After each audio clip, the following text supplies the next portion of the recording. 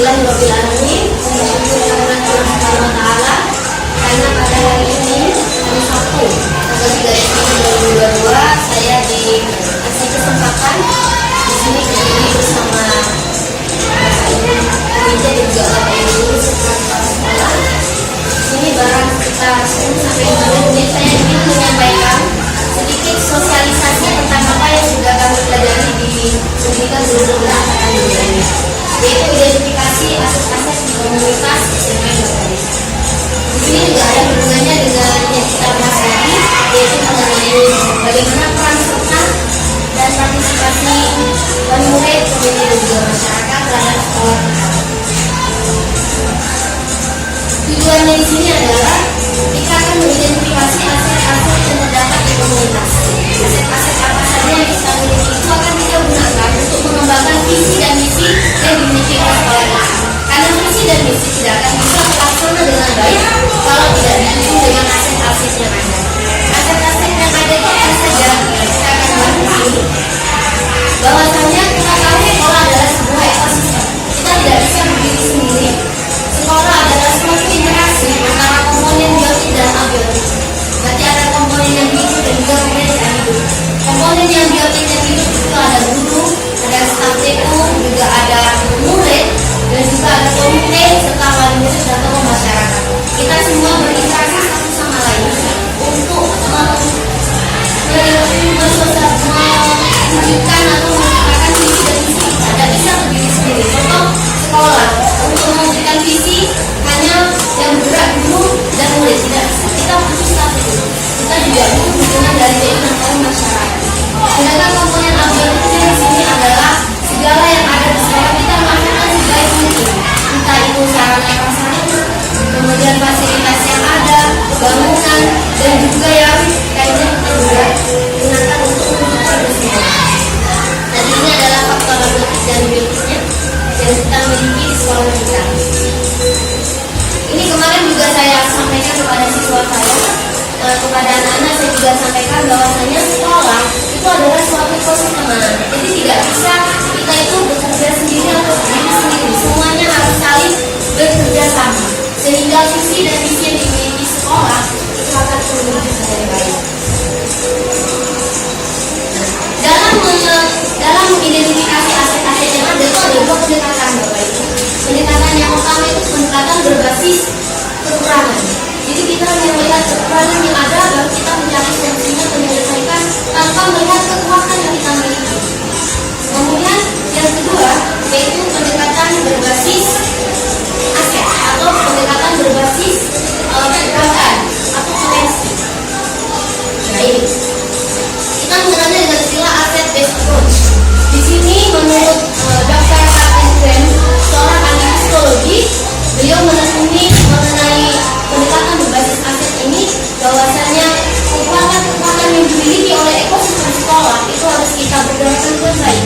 Misal kita punya beberapa guru yang mungkin ahli di bidang ini, kita bergerakkan dengan baik. Murid kita yang mungkin punya bakat seni, punya bakat di bidang musik, kemudian mengaji, ada juga yang bidang akademik. Kita olah semua potensi yang dimiliki murid. Bagaimana caranya itu kita bicarakan nanti ketika kita mau menyusun visi dan misi sekolah. Kita sekolah sudah mengadakan yang namanya pembelajaran intrakurikuler, kokurikuler, dan juga ekstrakurikuler. Bahkan sekarang di kurikulum terbaru kurikulum Merdeka kita sudah menerapkan PI dengan tujuan kita ingin mengolah semua aset-aset kekuatan yang dimiliki oleh sekolah kita.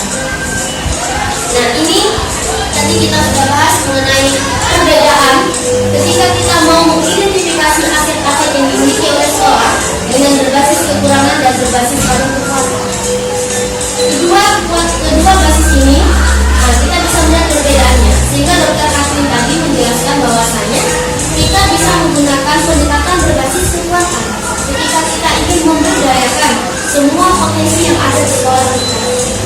Setiap manusia atau setiap aset, setiap fasilitas atau setiap apa yang ada di lingkungan kita itu pasti ada kekurangannya. Namun kita utamakan dulu kekuatan apa yang kita bisa ambil dari situ. Itu yang kita utamakan. Kemudian berikutnya adalah inquiry apresiatif. Inquiry apresiatif itu salah satu pendekatan juga, yaitu pendekatan yang berbasis pada potensi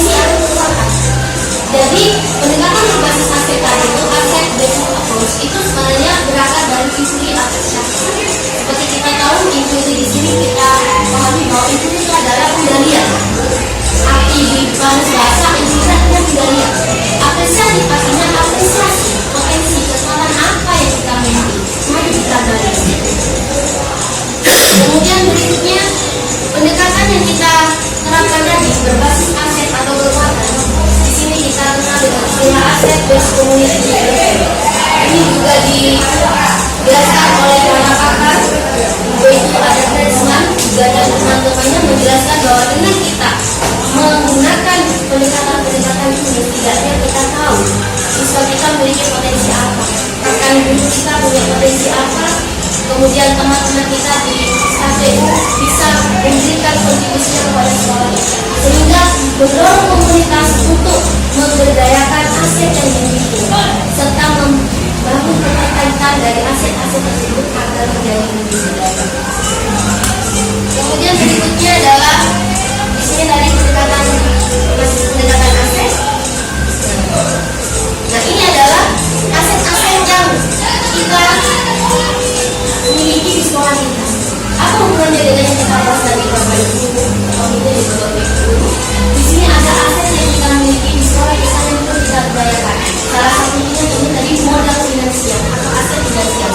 Aset finansial di sini dijelaskan lebih terperinci, yaitu selain dari kita bisa mendapatkan aset dana dari BOS, uang operasional sekolah dari pemerintah, itu yang utama.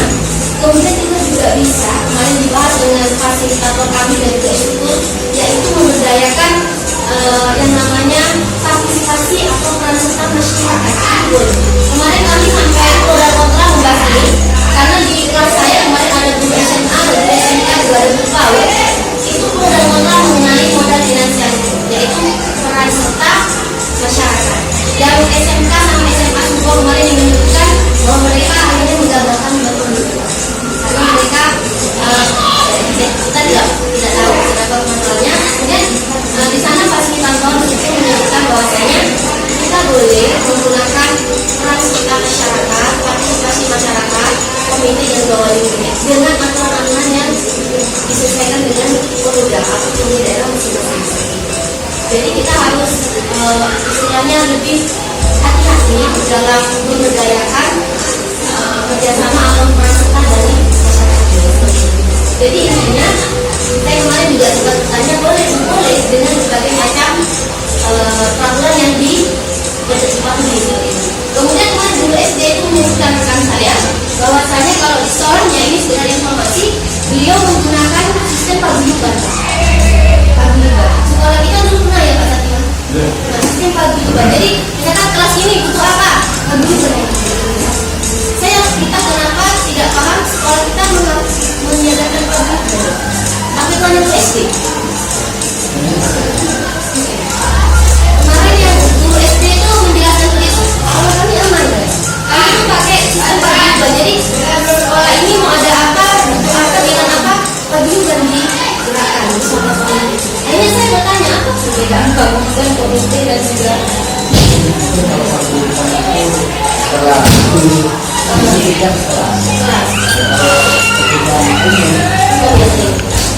jadi yang SD kemarin aman seperti itu. Nah, jadi saya merasa berarti ini kita tidak menggunakan tapi harus hati-hati. Kita mau memberdayakan modal finansial, yaitu partisipasi dari peran serta dan ada aset-aset yang lain, ada aset manusia tadi yang gunung, kemudian KPU dan juga kulit, kemudian ada aset lingkungan alam sekitar kita yang juga diberdayakan, agama dan budaya di sini kita tahu Indonesia punya budaya yang tetap, yaitu dengan bisa dan ujungnya itu kita ambil kekuatan potensi kita, dan kita tahu siswa kita di sini memiliki potensi di bidang seni tani, di bidang seni gamelan dan juga karawitan. Kita gunakan itu sebaik mungkin untuk mengolah, memberdayakan aset-aset yang ada di sekitar kita, sehingga visi misi sekolah yang berbeda-beda dapat.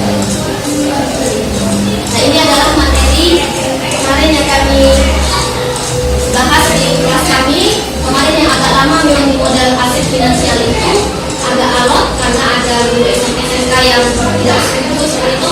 Tapi guru SD sama guru beda metodenya pakai paguyuban. Dan itu buat saya kemarin juga menyampaikan oleh Pak Bima dan Pak Fatima, ini bagaimana kita pintar dulu untuk yang kegiatan ini. sudah mengadakan pertemuan dan alhamdulillah itu bagus bagi saya secara pribadi, tapi kita juga harus tetap hati-hati.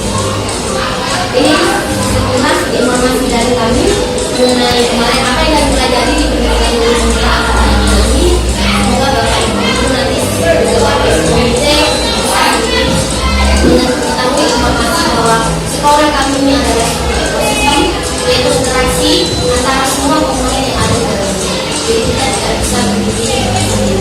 Jadi itu yang bisa saya sampaikan. Jadi mungkin ada tanggapan atau pertanyaan, saya silakan. Terima kasih. Wassalamualaikum warahmatullahi wabarakatuh.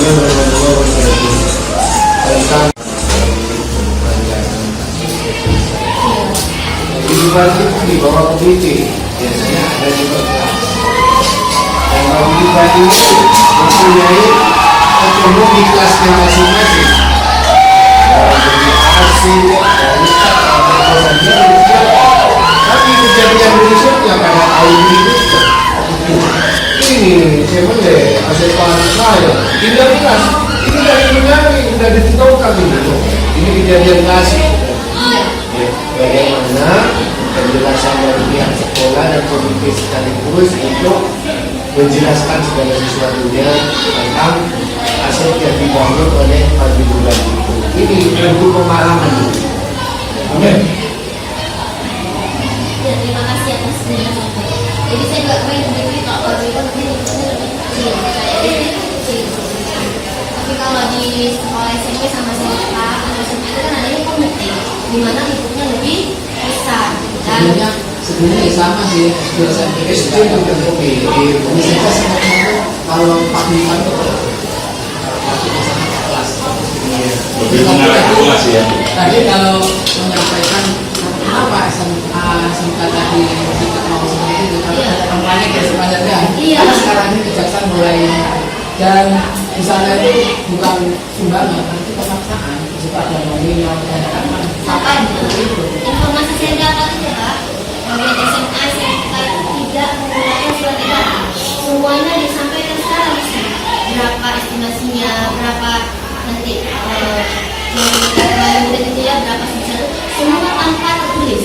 Katanya mereka untuk mencari aman, tidak meninggalkan jejak digital gitu. Sip untuk menghilangkan jejak. Tapi yang lalai ya, yang lalai karena itu tekanan siapapun yang merasa ditekan sembunyi di luar. Akibatnya ada pengaduan, ya, tapi hanya nah rumus ini yang diusung, pengaduan masyarakat ini yang diusung. Lebih korban itu cleaning service-nya. Ya. kemarin dicontohkan di servisnya itu kejaksaan sendiri. Kemudian internet itu apa istilahnya cari-cari ada anak muda yang bertanya kenapa ijazahnya kenapa nggak daftar ini ijazahnya kita Ya, ternyata ada ditahan nggak boleh sekarang. Kemungkinan ini ada apa enggak? tidak ada. Alhamdulillah tidak pernah. Di sini ada Pak. Dan diambil. Tidak diambil. Bukan tidak. Kalaupun itu Dari kuliah cuma anaknya mondok kemudian tidak boleh lagi. kalaupun itu ada ya ada tanpa tidak diambil alasan dia tolong pihak sekolah besok diantar ke yang bersangkutan atau orang tuanya dengan tanda terima yang jelas ya. Ketika ada pemeriksaan nanti rembet soalnya pemeriksaan masalahnya arti rembetannya Iya, iya, Pak. nah itu yang berbahaya rembet kemana-mana ya karena bukti penyerahannya ya baik ke orang tuanya atau ke bersangkutan jadi tidak tersisa satupun. Kalau yang berhubungan dengan kita, saya anggaplah kita begini Pak. Kita nanti akan dihadapkan pada masalah yang sebenarnya kemisi Pak. Tetapi begini Pak, kita menghindari semaksimal mungkin hal-hal yang berbau fakta